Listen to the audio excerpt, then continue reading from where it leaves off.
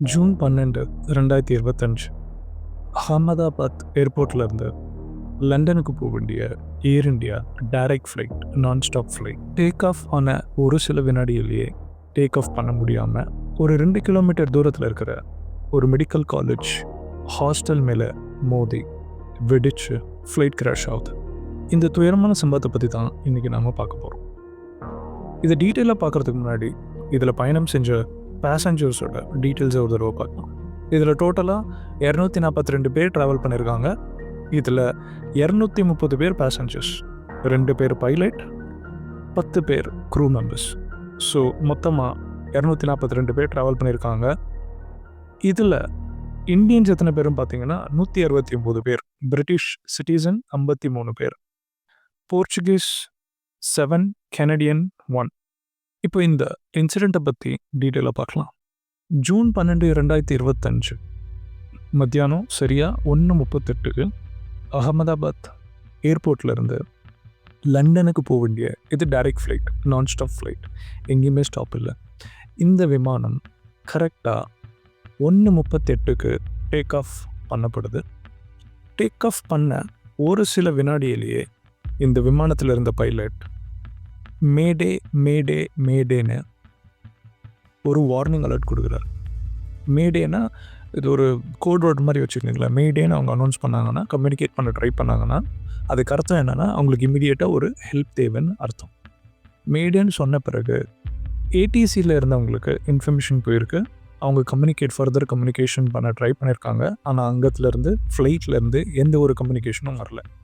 அந்த ஃப்ளைட்டோட இருந்த கம்யூனிகேஷன் இம்மிடியேட்டாக துண்டிக்கப்பட்டுச்சு. இது எல்லாமே ஃப்ராக்ஷன் ஆஃப் செகண்ட்ஸில் தான் நடந்திருக்கு. இதை சொல்லி ஒரு சில வினாடியிலேயே இந்த ஃப்ளைட் டைரெக்டாக ஒரு 2 கிலோமீட்டர் தூரத்தில் இருந்த மெடிக்கல் காலேஜ் ஹாஸ்டலில் போயிட்டு மோதி வெடிச்சு சிதறிருக்கு.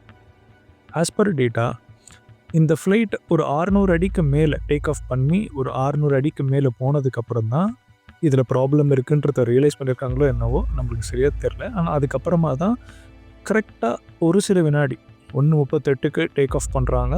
1:39 அந்த டைம்லேயே மேடே அப்படின்னு சொல்லிட்டு ஒரு வார்னிங் மெசேஜ் வருது. அதுக்கப்புறமா கிராஷ் ஆகுது.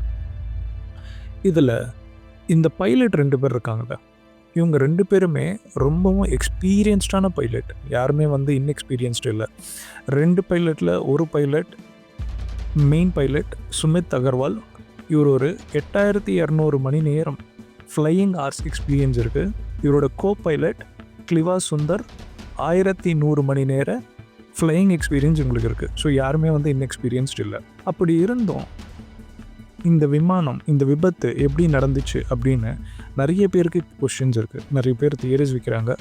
இந்த எக்ஸ்பர்ட்ஸ் இருக்காங்கள்ல, ஏவியேஷன் எக்ஸ்பர்ட்ஸ், இவங்க எல்லாமே ஒரு சில தியரிங்களை வைக்கிறாங்க. இதில் குறிப்பிட்டு நம்ம பார்க்க வேண்டிய விஷயம் ஒரு சிலது என்னென்னா, நான் சொன்னபடி பைலட் 2 பேருமே ரொம்ப எக்ஸ்பீரியன்ஸ்டு. எந்த ஃப்ளைட் டேக் ஆஃப் பண்ணுறதுக்கு முன்னாடியும் அதில் ஒரு செக்லிஸ்ட்னு இருக்கும். ஒரு குறிப்பிட்ட டெக்னீஷியன்ஸ்லாம் செக்லிஸ்ட் அதெல்லாம் கரெக்டாக இருக்கான்னு பார்ப்பாங்க. ஃபார் எக்ஸாம்பிள், இப்போ நம்ம எங்கன்னா ஒரு ட்ரிப்புக்கு போகிறோம்னு வச்சுக்கோங்களேன். காரில் போகிறோம், ஒரு லாங் ட்ரைவ் போகிறோம் அப்படின்னா நம்மளே என்ன பண்ணுவோம், அந்த கார் எடுத்து ஃபஸ்ட்டு செக் பண்ணுவோம். அந்த காரில் ஏர் கரெக்டாக இருக்குதா, சர்வீஸ் ஆகிருக்கா, கார் நல்லா ஓடுற கண்டிஷனில் இருக்கா, ஒரு சின்ன ரைட் போயிட்டு வருவோம், என்ஜின் வேலை செய்தா, லைட்ஸ் வேலை செய்தா, எல்லாமே செக் பண்ணிட்டு தானே போவோம்.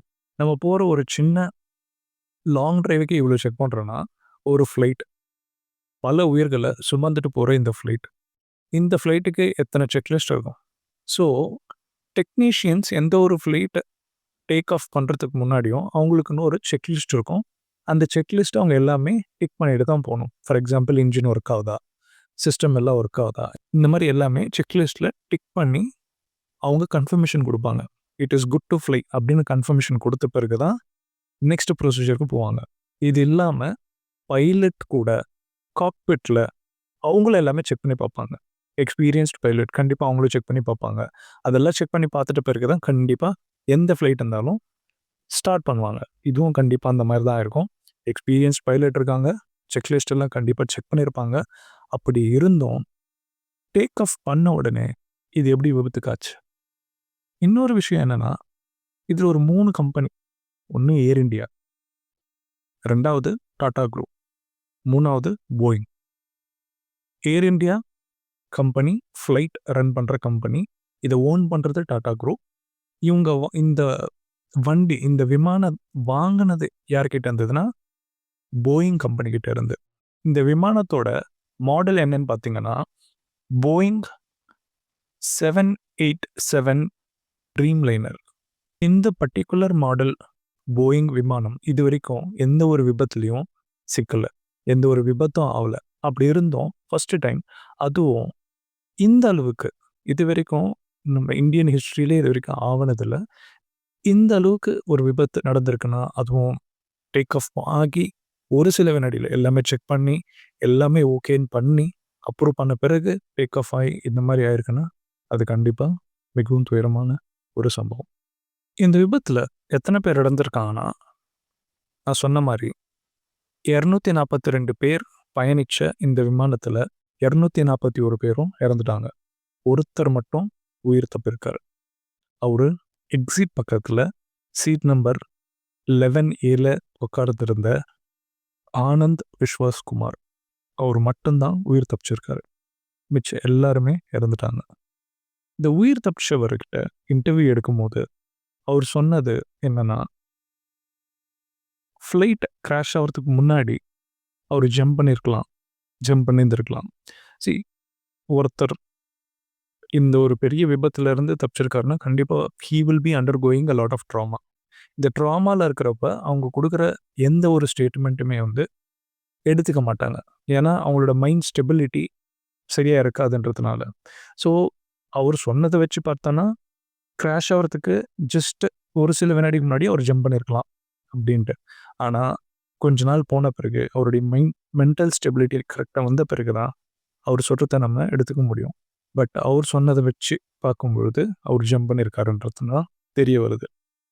இது இல்லாமல் இந்த ஃப்ளைட் இந்த மெடிக்கல் காலேஜ் ஹாஸ்டலில் போயிட்டு மோதுனதுனால அங்கே இருக்கவங்களுக்கும் பாதிப்புகள் ஏற்பட்டிருக்கு. ஒரு பேட் லக் என்னென்னா, இந்த ஃப்ளைட் போய் மோதும் போது மத்தியானம் லஞ்ச் டைம். ஸோ அந்த மெடிக்கல் காலேஜில் ஹாஸ்டலில் இருந்த எல்லாருமே ஒரு ஃப்ளோரில் லஞ்சுக்காக கேதர் ஆகிருக்காங்க. ஸோ அதனால் சேதாரம் இன்னும் அதிகமாக இருக்குது, உயிர் பலிகள் இன்னும் அதிகமாக இருக்கும். இந்த ஃப்ளைட் நான்ஸ்டாப் ஃப்ளைட்டுன்றதுனால அகமதாபாத்லேருந்து லண்டன் வரைக்கும் எங்கேயுமே ஸ்டாப் பண்ணாமல் டைரெக்டாக இங்கேருந்து டேக் ஆஃப் பண்ணாங்கன்னா அங்கே தான் லேண்ட் ஆகணும். அதனால இதுக்கு தேவையான ஃபியூல் எல்லாமே இவங்க ஃபில் பண்ணி தான் போயிருக்கணும். ஸோ இவங்க ஃபில் பண்ண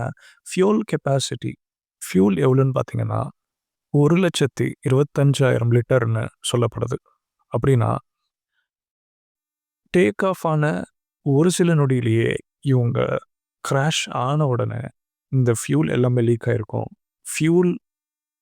இத்தனை லிட்டர் ஃபியூல் இருந்ததுனால இந்த விபத்து இன்னும் அதிகமாக சேதாரம் அடைஞ்சிருக்கு.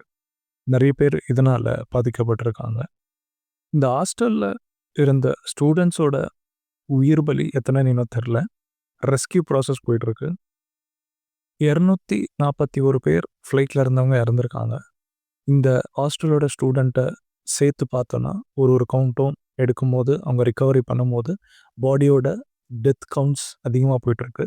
ஸோ க்ளோஸ் டு 300 நோக்கி இந்த உயிர் பலிகள் எண்ணிக்கை போயிட்டுருக்கு. இந்த விபத்து எதனால் நடந்திருக்கலாம் அப்படின்றத நிறைய பேர் அவங்களுடைய கருத்துக்களை சொல்லிட்டு வராங்க. ஆனால் இது எதனால் நடந்துச்சு அப்படின்றது தெரியணும்னா அந்த ஃப்ளைட்டில் இருக்கிற பிளாக் பாக்ஸ் இன்ஃபர்மேஷனை வச்சு தான் கண்டுபிடிக்க முடியும். இது ஆரஞ்சு கலரில் இருக்கும், பிளாக் பாக்ஸ்ன்னு சொல்லுவாங்க. ஒரு ஃப்ளைட்லேயும் இருக்கும். இது ஃப்ளைட்டில் என்னென்ன நடக்குதோ அது எல்லாமே ரெக்கார்ட் பண்ணிகிட்டே இருக்கும். டேட்டா ரெக்கார்டர், வாய்ஸ் ரெக்கார்டர் அப்படின்னு சொல்லுவாங்க. இங்கே காக்பிட்டில் பைலட்ஸ் என்ன பேசிகிட்டு இருக்காங்களோ அது எல்லாமே வாய்ஸ் ரெக்கார்டரில் இந்த பிளாக் பாக்ஸில் ரெக்கார்ட் ஆகும். டேட்டா ரெக்கார்டன்றது இந்த ஃப்ளைட்டோட இன்ஃபர்மேஷன், இந்த ஃப்ளைட்டோட சிஸ்டம் எப்படி இருக்குது, எலக்ட்ரிக்கல் சிஸ்டம்ஸ் எப்படி இருக்குது, ஃப்ளைட்டோட இன்ஜின் ஸ்டேட்டஸ் எப்படி இருக்குது, ஒன்றும் டேக் ஆஃப் ஆனதுலேருந்து எல்லாமே அதில் ரெக்கார்ட் ஆகிட்ருக்கும். இது என்ன ஆகிட்டுருக்கு, இந்த சிஸ்டம் என்ன வேலை செஞ்சுட்ருக்கு, அவங்களோட டெக்னீஷியன் சொன்ன அந்த செக்லிஸ்ட் எல்லாமே எப்படி வேலை பண்ணிகிட்ருக்கு, இது எல்லாமே இதில் ரெக்கார்ட் ஆகும். ஸோ இந்த பிளாக் பாக்ஸ் ஆல்ரெடி கிடச்சிருக்கு. இதை அனலைஸ் பண்ணி ஒரு 1 வீக்லேருந்து 10 டேஸில் ஃபஸ்ட் இன்ஃபர்மேஷனை ரிலீஸ் பண்ணுவாங்க. அதில் கண்டிப்பாக நம்மளுக்கு தெரிய வரும் இதில் என்ன நடந்துச்சுன்றது. அது தெரிகிற வரைக்கும் இந்த எக்ஸ்பர்ட்ஸ் குடுக்குற ஒப்பீனியன், எல்லாரும் சொல்ற அவங்களுடைய கருத்துக்கள், இது எல்லாமே வந்து ஸ்பெக்குலேஷன் தான். நம்ம எதுவுமே வந்து கன்ஃபார்மா இது பைலட்டோட ப்ராப்ளமா? இல்ல சிஸ்டமோட ப்ராப்ளமா? இல்ல போயிங் கம்பெனியோட ப்ராப்ளமா? ஏன்னா இந்த வீடியோ வந்து இந்த கிராஷ் ஆவறதுக்கு முன்னாடி இந்த ஃப்ளைட் டெல்லிலேருந்து அகமதாபாத்துக்கு வந்திருக்கு. அந்த டைம்ல ஒருத்தர் வீடியோ எடுத்து போட்டிருக்காரு. இங்க ஏசி வேலை செய்யல, ஒரு சில சிஸ்டம் வேலை செய்யல அப்படின்னு சொல்லியிருக்காரு. ஸோ போயிங் மேலயும், போயிங் கம்பெனி மேலயும் நெறைய ப்ராப்ளம்ஸ இப்போ நெறைய பேர் ரைஸ் பண்ணிட்டு இருக்காங்க. அங்க வேலை பண்ண ஒரு 2 பேர் இப்போ அவங்களோட கருத்துக்கள சொல்லியிருக்காங்க. இவங்க வந்து செக்யூரிட்டி ஆர் சேஃப்டி கான்ஃபிகரேஷன்ஸ்ல, சேஃப்டி இன்ஃபர்மேஷன்ஸ்ல கொஞ்சம் இவங்க காம்ப்ரமைஸ் பண்ணி தான் இந்த ஃப்ளைட்ட தயாரிச்சுட்டு இருக்காங்க. இந்த மாரி ஒரு சில கருத்துக்கள் சொல்லப்படுது. ஆனா, நம்மளுக்கு இந்த பிளாக் பாக்ஸ்ல என்ன கிடைச்சிருக்கு அப்படின்னு தெரியிற வரைக்கும் நம்ம எதுவுமே சொல்ல முடியாது. ஏன்னா, இவங்க எது சொன்னாலும் இந்த பர்ட்டிகுலர் ஃப்ளைட் நான் சொன்னேன்ல, இதுவரைக்கும் ஒரு விபத்தும் ஆனதில்ல. இதான் ஃபர்ஸ்ட் டைம் இந்த விபத்து ஆயிருக்கு. ஸோ, அத நம்ம எடுத்துக்க முடியுமா? அப்படின்றது நமக்கு தெரியல. இன்னொன்னு சொல்லப்படுறது என்னன்னா, பேர்ட் ஸ்ட்ரைக். பேர்ட் வந்து ஃப்ளைட் டேக் ஆஃப் ஆகுறப்ப அங்க நெறைய இங்க பார்த்தீங்கன்னா, ரன்வேல ஏர்போர்ட்ல நெறைய புல் இதெல்லாம் இருக்கும். அங்க பேர்டுங்க அதிகமா ஓடாடிட்டு இருக்கும். ஸோ, பேர்ட் ஸ்ட்ரைக் ஆச்சுன்னா, என்ஜின் பாதிக்கப்படும். பட் ஒரு என்ஜின் பாதிக்கப்பட்டாலும், இன்னொரு என்ஜின வச்சு மேனேஜ் பண்ணிக்கலாம். இங்க 2 என்ஜினுமே அட் அ டைம்ல சைமல்டேனியஸா டேமேஜ் ஆயிருக்குமா? தெரியல. அதனால இதா இருக்கலாம். தெரியல. பட் இது எல்லாமே பிளாக் பாக்ஸ் கிடைச்சு, அந்த இன்ஃபர்மேஷன் இவங்க அனலைஸ் பண்ணி, அதுல இருக்கிற இன்ஃபர்மேஷன இவங்க பார்த்தா மட்டும் தான் தெரியும். நம்ம எல்லாமே அதுக்காக தான் வெயிட் பண்ணிட்டு இருக்கோம். பார்க்கலாம் அந்த இன்ஃபர்மேஷன் வந்த பிறகு என்ன எக்ஸாக்ட்டா அந்த விமானத்துக்குள்ள ஆச்சுன்ட்டு. இன்னொரு டாபிக்ல உங்கள சந்திக்கிறேன். நன்றி.